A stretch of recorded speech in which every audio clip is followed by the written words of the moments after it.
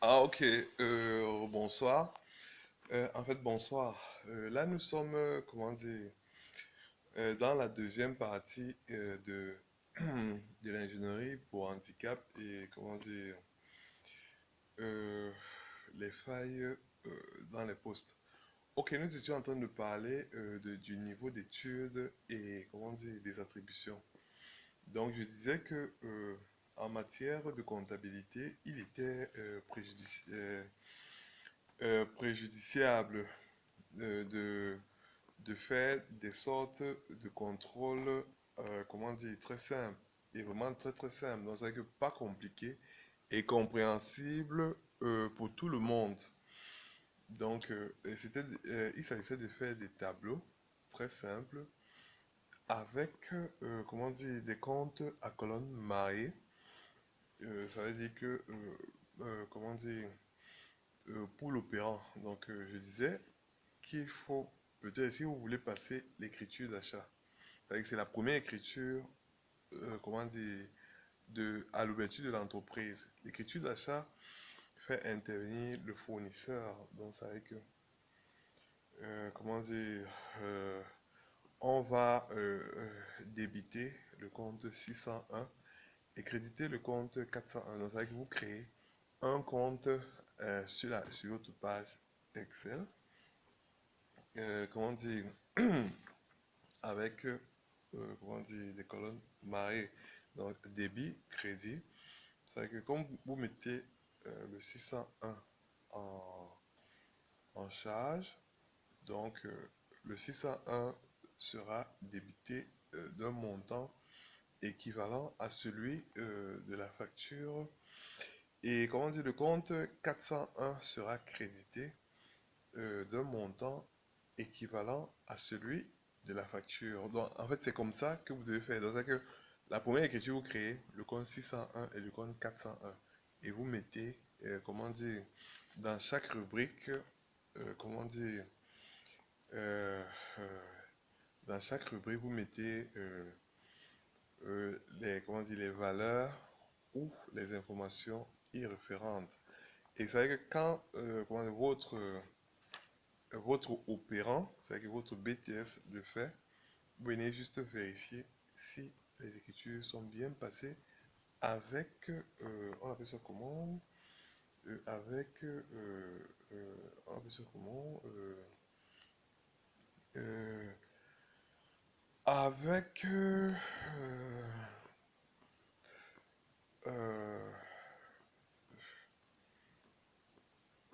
avec, comment on appelle ça?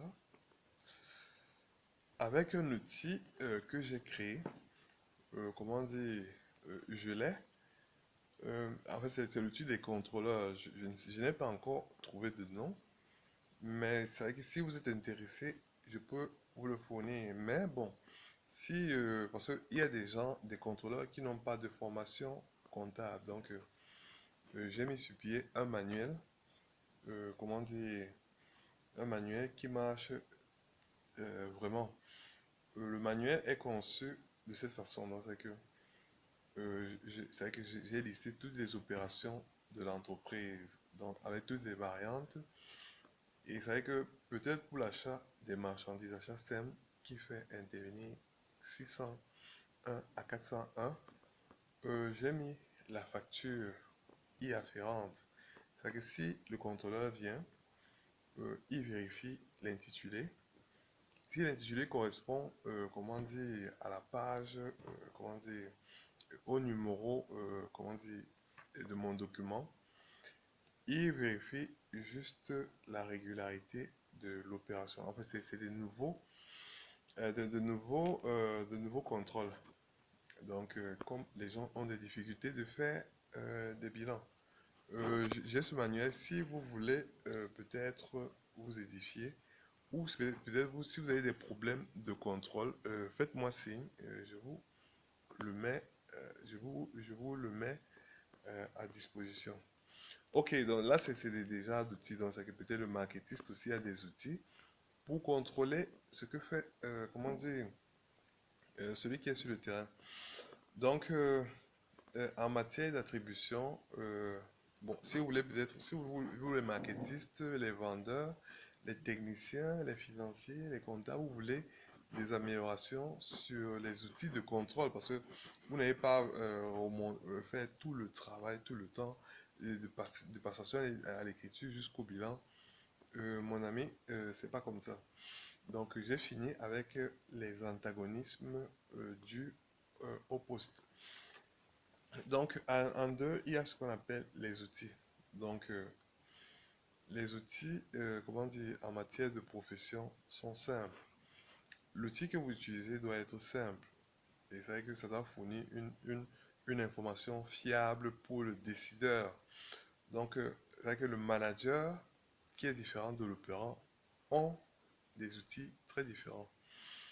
En matière d'outils, comment dire, la lenteur n'est pas de mise. Donc, c'est que l'outil que vous utilisez doit, comment dire, permettre que la décision soit optimale. Donc, c'est que soit optimale et très rapide. Donc, par exemple, vous pouvez utiliser des chèques. Donc, parce que moi, qui suis un, comment dire, un manager, j'ai pas besoin de chèques si peut-être je veux de l'argent. Je peux rédiger une demande. Mais par le souci de rapidité, on appelle ça des prototypes. Donc, le chèque est un prototype. Donc, c'est qu'en contrôle, comment dire, le chèque permet de retracer rapidement peut-être le montant, la banque et tout le reste, que d'avoir peut-être une demande. Après la demande, la contre expertise, les signatures. En fait, c'est très long. Donc, c'est que le chèque est un prototype.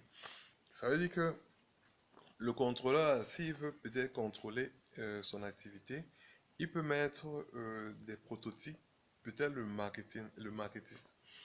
Il envoie des gens sur le terrain, il peut faire des prototypes comment dire, quantitatifs ou qualitatifs ou qualitatif,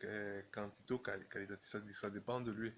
Peut-être un outil quantitatif, donc c'est peut-être le nombre d'acheteurs. Un outil qualitatif peut être le taux d'acceptation. Non, en fait, un outil qualitatif, c'est comment dire, l'appréciation. Donc, bien, oui, ça c'est un outil qualitatif. Donc, en fait, c'est la norme bon, c'est vrai que vous pouvez faire beaucoup d'outils de contrôle. Donc, si vous avez des problèmes à ce niveau, faites-moi signe. Mais l'utilisation des prototypes pour, comment dire, optimiser la décision est de mise pour chaque, comment dire, niveau. L'opérant peut faire, comment dire, son outil ou bien son document permettant de se retrouver facilement.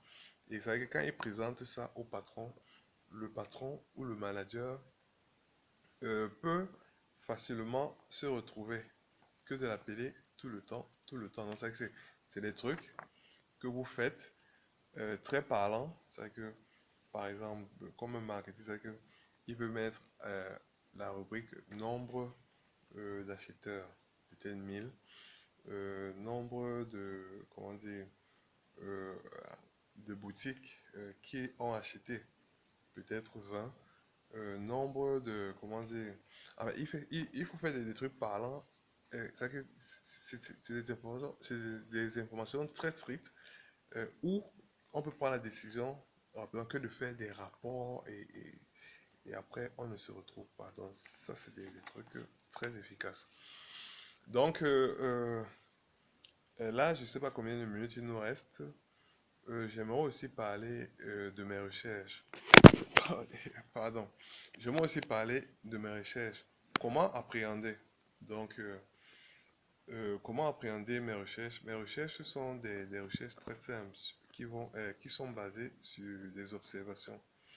Donc, à travers mes recherches, vous pouvez prendre des décisions, mais la plupart, c'est des théories.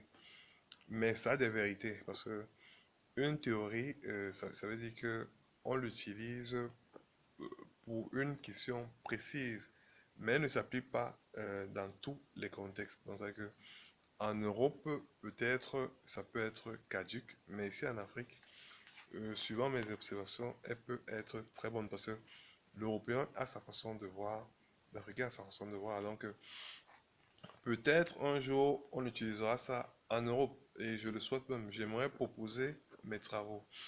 Donc, comment me contacter? 656 19 36 60 si vous avez des points d'ombre. Donc, mes recherches, à quoi ça sert? Mes recherches servent à décider parce que je me dis que, ayant fait ingénierie financière, euh, l'ingénierie, c'est une science qui a trait au montage, hein. C'est le montage que vous faites afin, comment dire, de rentabiliser, afin comment dire, d'être à l'aise partout où vous allez donc financièrement, d'être à l'aise avec les ressources. En fait, c'est un peu ça. Et encore plus, comment dire, l'ingénierie a une spécificité, c'est que pour chaque question posée, si vous invitez l'ingénieur, il vous trouvera la réponse. Et c'est vrai que si peut-être vous dites que bon, un master 2, peut-être en finance peut le faire, je ne pense pas. Je pense que c'est un ingénieur financier qui est la solution parce que en ingénierie financière, on dit pour tout problème posé, il n'y a qu'une seule solution. Et ça veut dire que si vous faites peut-être une implémentation, peut-être de l'expertise d'un financier, vous allez voir qu'il y a des failles. Alors que l'ingénieur, euh, de sa, de sa maîtrise à la qualité, et comment dire, parce que ça c'est, nous on va, comment dire, on pousse un peu vers la norme. Donc, c'est que l'ingénieur, comment dire, va aussi un peu, parce que quelqu'un qui a fait finance ne connaît pas la norme. Donc, mais bon, on peut l'apprendre, donc c'est un peu ça. Donc, il y aura une troisième partie parlant de foot et, comment dire, toujours des problèmes de poste et, comment dire, de responsabilité et quelques édifications en matière d'audit et de, comment dire, d'audit et comment dire, de contrôle. Dans le contrôle, on parlera de la gestion de la caisse. Dans l'audit, on parlera des problèmes dus à la livraison, dus à la fictivité. Donc, que ce soit des activités fictives, des marchandises fictives et comment dire, des postes fictifs. Donc, engageant un personnel, comment dire, opérant ou comment dire, de management mais qui ne servent à rien dans l'entreprise. Donc, c'est un peu ça. Donc, il faut savoir les reconnaître. Donc, il y a comment des pistes pour savoir les reconnaître.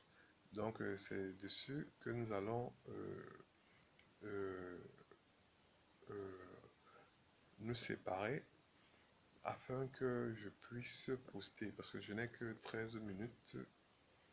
Ouais, je me suis rendu presque à la 14e. Ok, tout à l'heure, pour un exposé de ce que je vous ai, euh, euh, comment dire, on parlera aussi, comment dire, de comment dire, comment s'en sortir et être comme moi. En fait, qu'est-ce qu'il faut retenir de ce que je fais? Donc, les éléments clés qui permettent de vous aider ou de vous édifier. Oui, ça aussi, j'ai préparé.